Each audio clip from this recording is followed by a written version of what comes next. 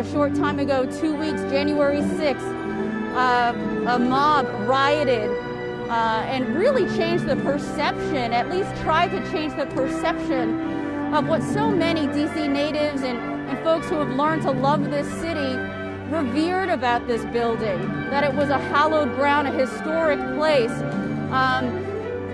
We can now take a look at this building, take a look at our Capitol, and be proud to be Americans and understand that certainly this event will remind all of us, as the historian said, that we are part of something greater. We are part of something that is important. And so that certainly is an inauguration of a new president, a historic day here in Washington, D.C. and around the nation. As I talked about, intense security. It took us some time, obviously, to get in. Of course, there are protocols in regards to the pandemic. Everyone here had to be cleared of a COVID test before coming in. Many of us still wearing our masks, practicing social distancing as well. And then there was various screenings before we were able to come inside and position ourselves here at this front seat to history. So I'm going to pause just for a moment so we can kind of take in the scene here. It's obviously a blustery morning here in Washington. As you can probably hear, I actually even hear some equipment falling in the background. You know, we got here around 4:30 this morning, and it was snowing this morning, and it was quite a beautiful scene. There was a soft snow falling over the Capitol dome.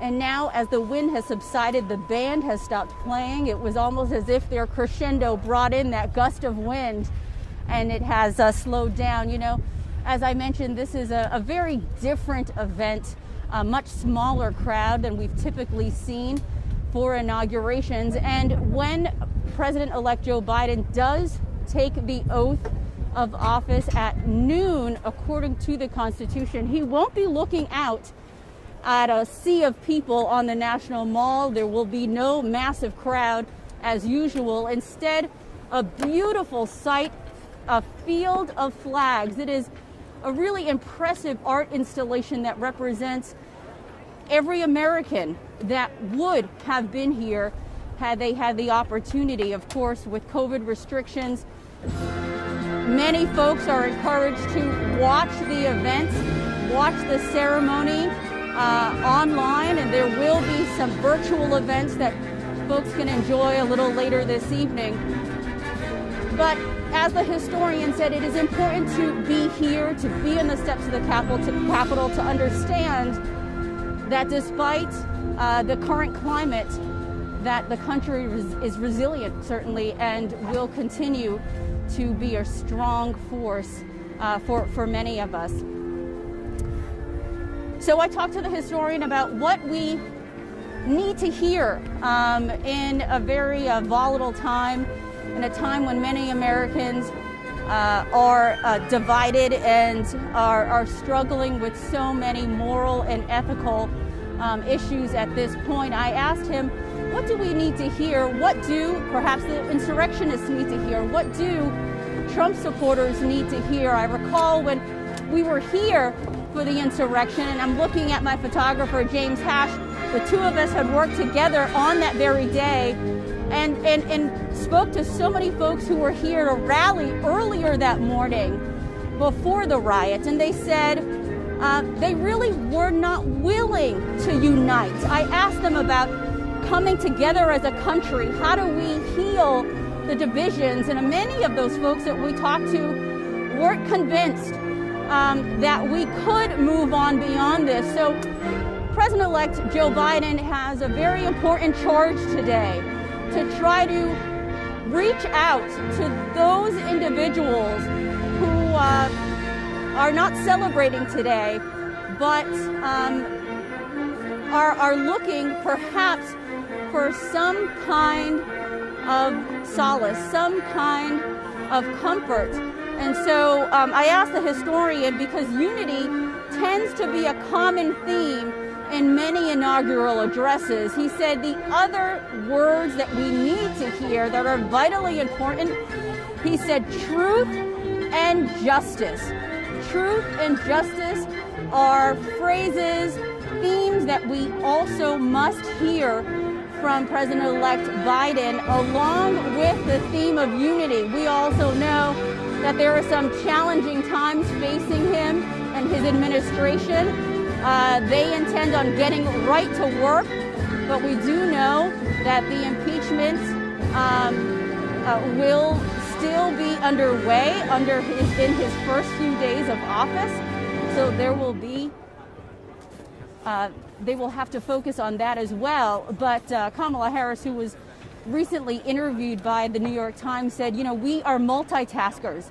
So we will not only handle the impeachment trial, we will move forward with our commitment to the American people and to focusing on offering relief for the thousands of people in this country who are suffering through the COVID-19 pandemic.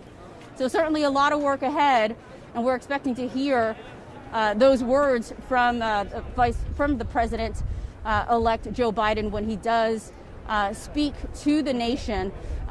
Earlier today, they were testing out the teleprompter, and I can tell you they did not leak any of his speech on that massive, giant teleprompter there. They did actually scroll the words of Lincoln's inaugural address, and that's pretty ironic because the historian tells me when Lincoln was inaugurated, he also came to the nation's capital under intense security, dodging death threats to actually come here in the 1860s to take the oath of office on the Capitol steps. He actually had to disguise himself and hide as a package as he was taking a train from Illinois and traveling through Baltimore to get here to D.C. So Ted Widmer, the historian, said, this is not the first time a president has taken the oath of office under this type of intense security and threat. We do know that the FBI had put all 50 state capitals on alert for some credible threats, and so we know there is intense security not only here in the nation's capital but throughout the country. And so a common theme, and many folks were wondering, well, why would we continue with the pomp and circumstance and the grand ceremony in the midst of all of this turmoil happening in the country? And certainly the historian said because of the turmoil happening in the country, that is exactly the reason why we need to be here. So I'm going to pause for a moment, let you take this all in. It is quite spectacular.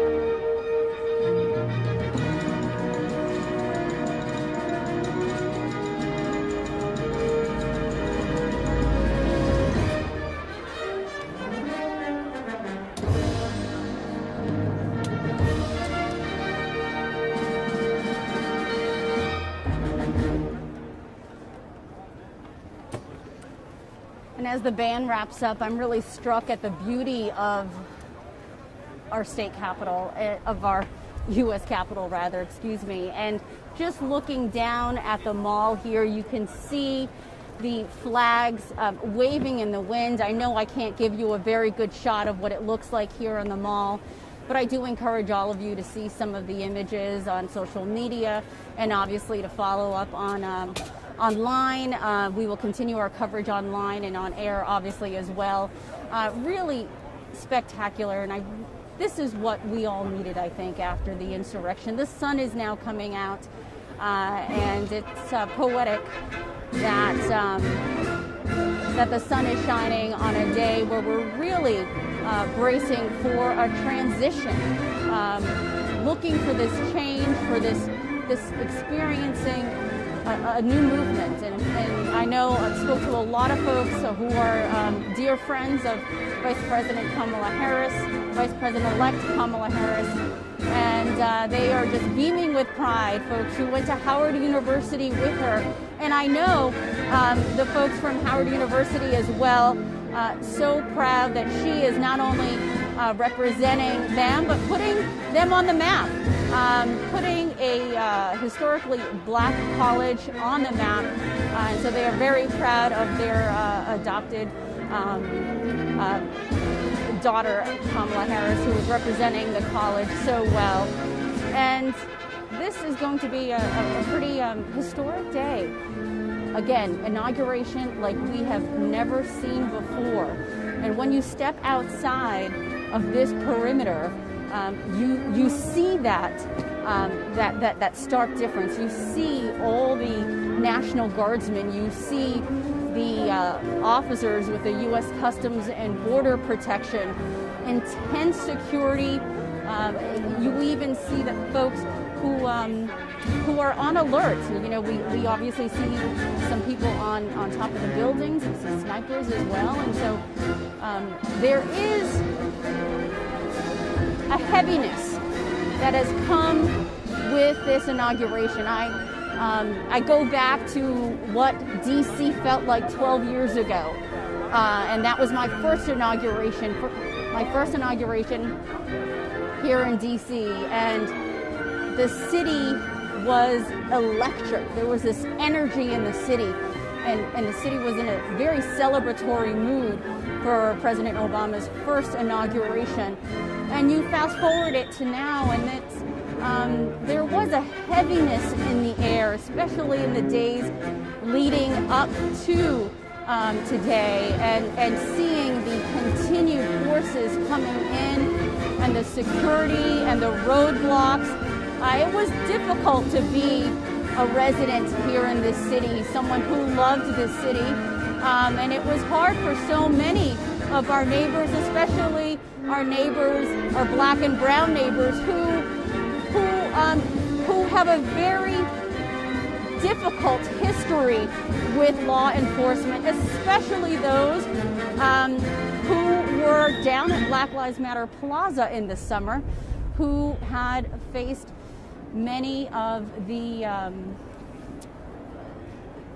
difficult situations with police that they had in the summertime. And so I spoke to Nene Taylor, who was with Black Lives Matter DC, and she was obviously at the protests and at the demonstrations, and was triggered by this scene of so many armed officers and armed soldiers in her city, triggered to the fact where she nearly had a panic attack and had to turn around and go home when she was trying to get to work one early morning. So we know it's been a difficult couple of weeks for so many of our neighbors. And so we are hoping that today will symbolize a change, not only for our country, but a change here in D.C. We do know many of the restrictions, the Secret Service says many of the traffic restrictions in regards to the bridges that have been closed down will remain in place until tomorrow morning. Just reported that some of the bridges connecting east of the river to west of town are open to local traffic, so that does offer some relief for those folks as well. But the mayor and everyone is really encouraging DC residents and folks to stay home, enjoy the inauguration on your devices, on your television sets, and allow them to broadcast this really beautiful ceremony into your homes. Certainly an inauguration like we've never seen before, with COVID-19 restrictions, social distancing in place, and intense security. But certainly a historic one, and the energy is building as we approach the ceremony, which is set to take place at any moment.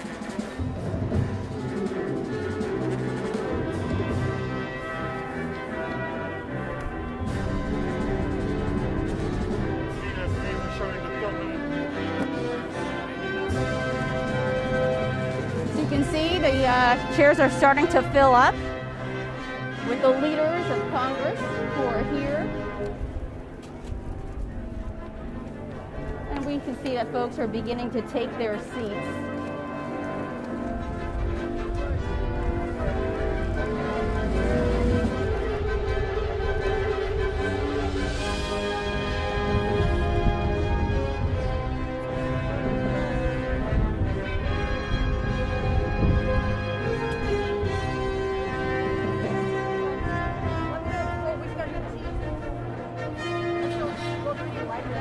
So again, the ceremony is set to take place shortly. Lady Gaga is set to perform, as well as Jennifer Lopez and Garth Brooks. President-elect Joe Biden will be sworn in at noon. That's the very latest here from the U.S. Capitol. Continue to watch WSA 9 online and on TV and on air. We will have continued coverage throughout the day. Thanks for watching. Stay safe, everyone.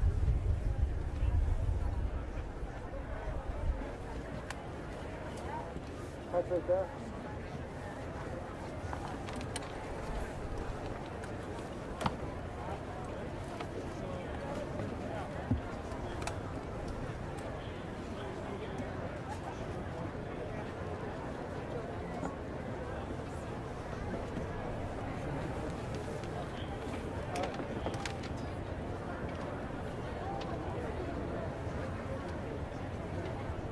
This is just a regular street.